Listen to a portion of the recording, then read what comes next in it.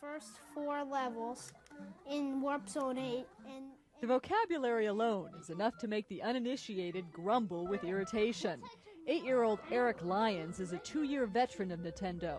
He's something of an expert. At the end of that board, there's a monster you have to defeat. He throws hammers and fire. You have to beat that, and then you save the princess. Eric's house is just one of millions of homes across the country which boast a home video game. As of now, the Nintendo company has 80% of the home video market.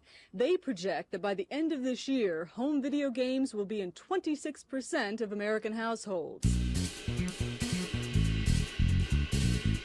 In the current gaming landscape, it's easy to see how rapidly things have evolved each passing year, both within the community and the games themselves. The styles and trends that came and went influencing the generations that quickly followed. The world of gaming at its core has always been one of innovation and artistry, led by passionate creatives who refuse to compromise on their vision and deliver unique experiences no other form of media can easily replicate. As a result, the intrinsic nature of the industry naturally led to massive competition between rival corporations fighting amongst themselves to win over consumers and take over the lion's share of the market. This power struggle soon manifested in how console manufacturers began designing their in-house titles as only playable on their systems in the 70s, but really picked up steam during the major switch from arcade cabinets to home consoles in the 80s with the NES and Sega Genesis, effectively using them as marketing for their systems to consumers and drive console sales, even going as far as marking their exclusivity on the packaging. It was clear as it was effective. If you wanted that Mario title, you got the NES. No questions asked. And right then and there, the race was on.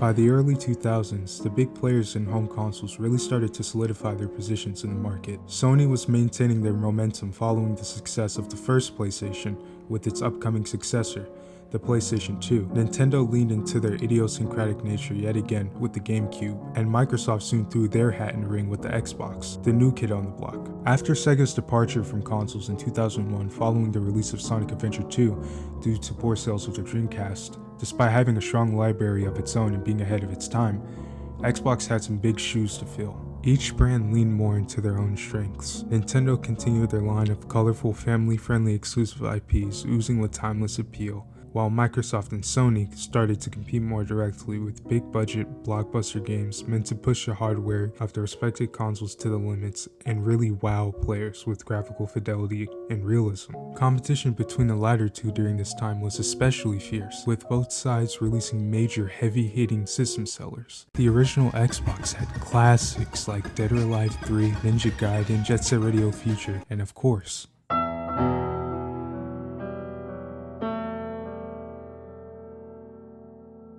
Halo.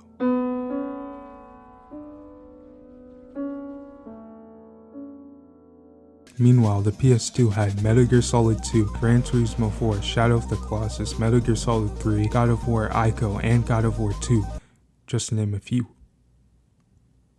With the output on both sides being so rapid in pace and quality, it forced both brands to bring their absolute best, ultimately giving consumers on both sides the best bang for their buck. And, of course, it was only inevitable that this back and forth would continue into the 7th generation with the release of the Xbox 360 in 2005 and the PS3 later the following year.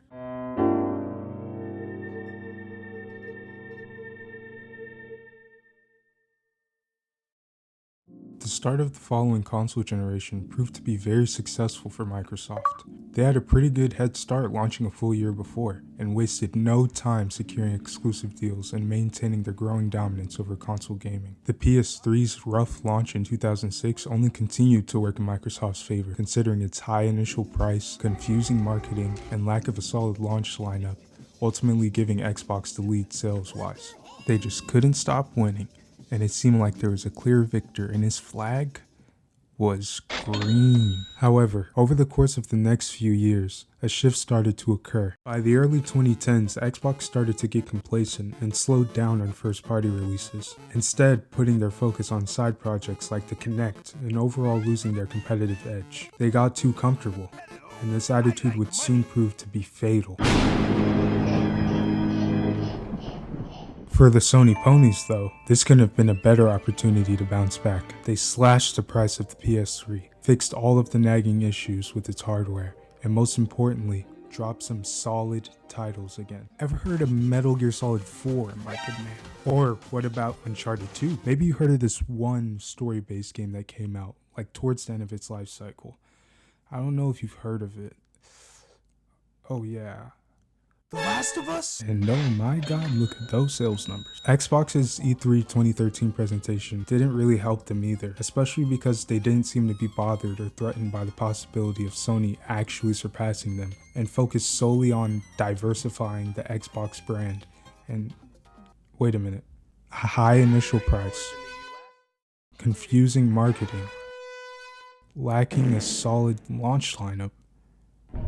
Haven't we seen this before? I won't rehash this whole fiasco. You already know what happens next.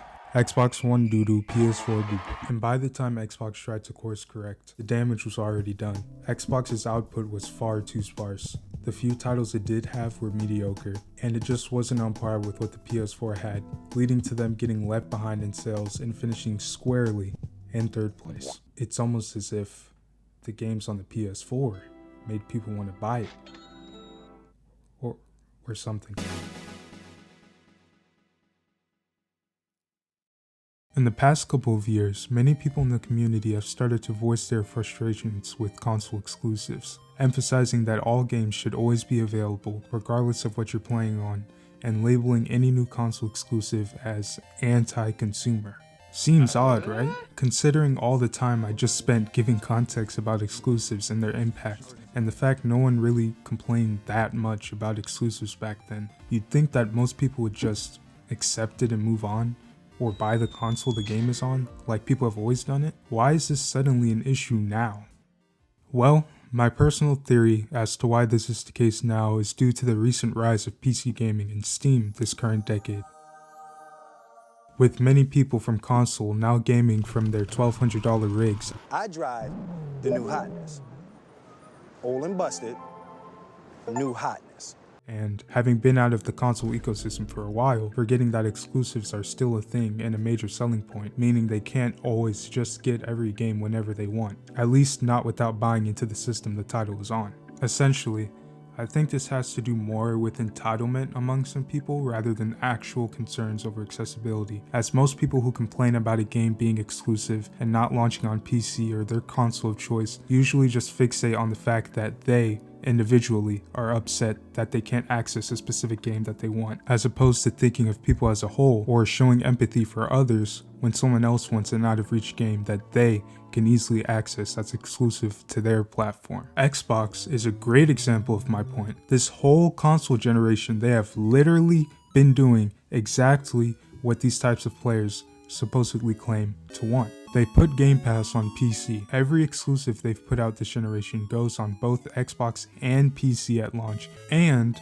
they've even started porting some of their exclusives to PS5 because of how low the sales are on Xbox alone. They've basically deprioritized exclusives, and as a result, the quality of their games suffered. And surprise, surprise, nobody buys a damn Xbox anymore, or even buy their games that much. Like, the hype for new Xbox titles tend to be much smaller in comparison, or just die out much quicker. And most people on Xbox or PC playing their games usually do it through Game Pass instead of just buying them outright anyway, so it doesn't really help them either. Like, I don't see nearly as many people raving over Starfield or Microsoft Flight Simulator. Nah.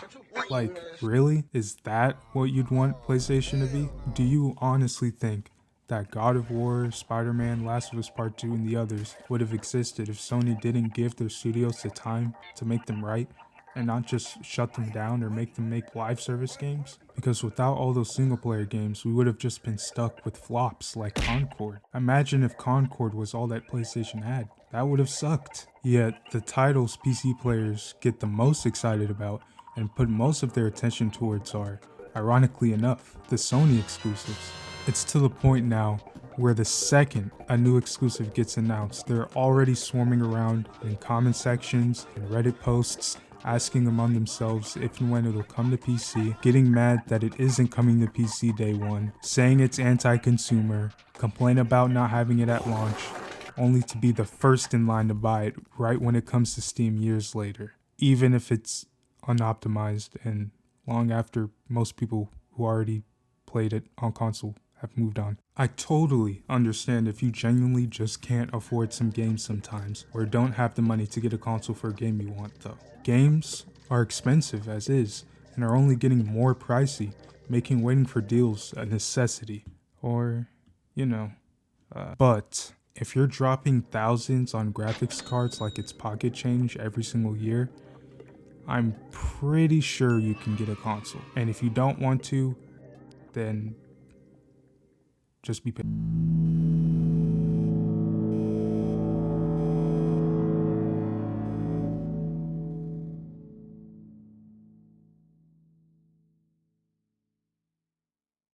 I think people tend to take for granted how consistent PlayStation's first-party studios have been these past couple generations, especially now in the 9th gen. I mean, a large chunk of the highest rated games in the past several years have come from these guys. And I'm talking about the devs specifically, not just fanboying over Sony.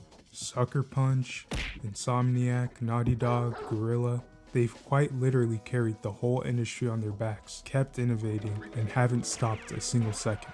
Can you genuinely name any other major Western AAA studios that provide single-player blockbuster experiences on par with theirs and with the same amount of consistency? Because outside of Rockstar, there aren't very many.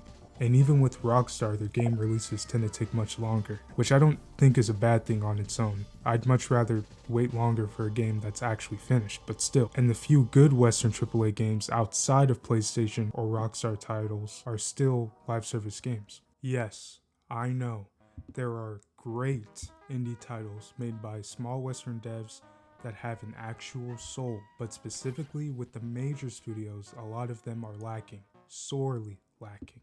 Ubisoft's games are just barely average comfort food. EA is, well, EA. Bethesda is just coasting off of their past success and not really innovating. And Activision Blizzard is doing the exact same thing. Every time a new Sony exclusive drops, it's always the talk of the town. So of course Sony is going to make their games exclusive. Why? Because it creates hype and demand. It gets people talking. Even if you're not buying the console, you're still buying the game when it gets ported to Steam. So they're getting your money either way. Again, I didn't see anyone on PC going crazy when Halo Infinite dropped, or really any recent first-party Xbox titles. Like all the others, it was on PC and Game Pass day one, and the hype just died out so fast, especially after people lost interest in the multiplayer. Now, if your response is, well, Xbox's games just haven't been interesting me as of late, that's fair. However, I think it's a bit disingenuous when almost none of you have the same smoke for Nintendo, despite Nintendo never porting their exclusive games anywhere outside of their own ecosystem. Can we get PC port, please? How about no? It's not like I heard anyone complain that Mario Galaxy wasn't on the 360 back in the day. You know what I mean? People will groan for a bit, whine, pout, say they'll wait to emulate it, or they won't buy a console just for one game, but ultimately, they accept it and either buy the console, or they don't and just move on. How is what Sony's doing any different? Exclusivity matters. It's what's led to some of the biggest and best titles we've ever had. And moving to this multi-platform utopia where everything is on every platform isn't going to magically fix anything. Competition is paramount because, like I said, without it, there would have been no Halo. There would have been no God of War. There would have been no Last of Us. There would have just been Fortnite. Exclusives are the lifeblood of gaming today and have continued to give it life. And if we take that away, gaming just might be truly dead.